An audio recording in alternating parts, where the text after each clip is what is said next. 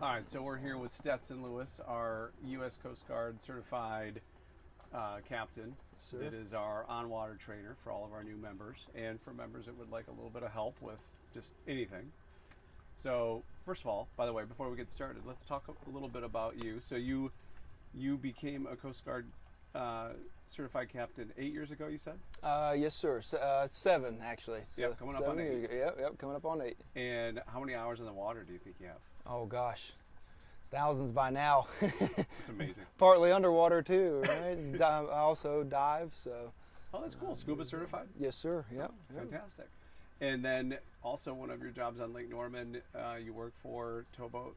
Ceto. Ceto, okay. Yes, sir. Yep. That's great. So you pull a lot of people off the rocks. Hopefully none of our members. Right. Especially right now with as low as the water is. Yes, sir. Oh, yeah. We're about 3-4 feet below normal pond, I think, aren't we? Oh, yeah. Yeah. Oh, yeah. At least. Yeah.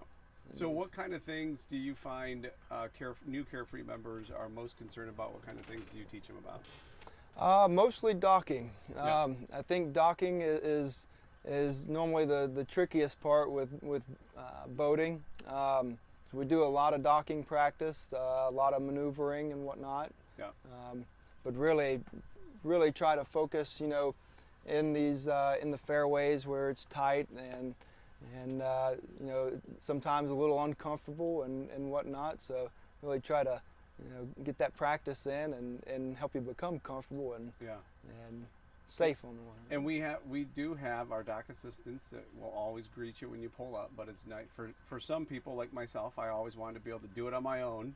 Right. But in case of emergency, they're there, and most members I think appreciate being able to have that sort of safeguard of someone being there to pull them in or push them away if they get too close. So. That is huge. Yeah. I agree.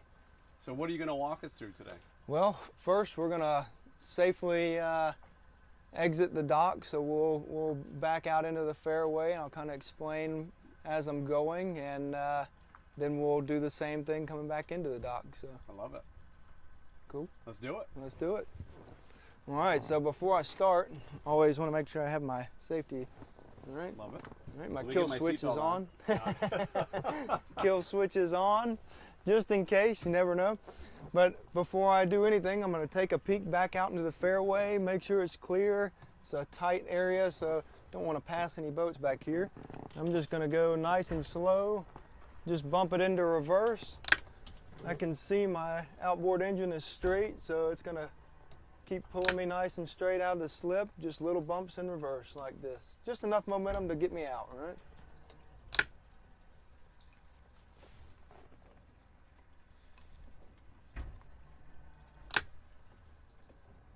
So I'm just bumping into reverse and back to neutral. Now my bow has cleared the dock, so I'm gonna go ahead and turn all the way to the right and reverse, use the motor to pull me back. Turn the other way to the left, bump forward, start to pivot.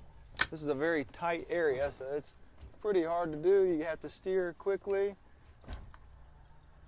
We'll go back to reverse, use it to pull us around. All right, all the way to the left and forward. We're pivoting almost in one spot. Now, since we took time to do those extra couple turns, right, we can safely drive on out of here without getting, pushed up against the other boats in the on the dock here. So those couple extra turns will really help you pivot, in one spot and give you a safer exit. Yeah. And you use the word bump a lot, and so I know a lot of people when they're new to boating, they just think I'm in forward or reverse, but really the key is the bumps, right? That's correct. So it's a lot of, I say, minor adjustments or bumps, like you said. You're just bumping in and out of gear. If I'm going to forward and bump forward, it's just for a second or two and back to neutral. That way it keeps me moving slow. I just have just enough momentum to get out while still giving me some maneuverability. Yeah. Right? So. And then the other half of that probably is the whole steer before gear concept. Right. Yeah. So you notice I try to steer while I'm in neutral. If I was to say I was to steer left, right, and go, I'm steering to the left, I put it in forward. If I go immediately to reverse, That's going to counteract my first movement, so that's where steer before gear, right? So steering in neutral. As I'm coming back in, kind of keep my nose upwind. I'm just going to give myself a couple of bumps and forward, keep my momentum up, back to neutral.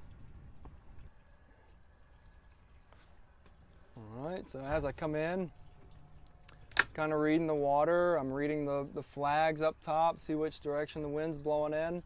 Just giving myself a couple little bumps and forward, back to neutral. I'm nice and slow. I'm going to start to turn in towards my slip here.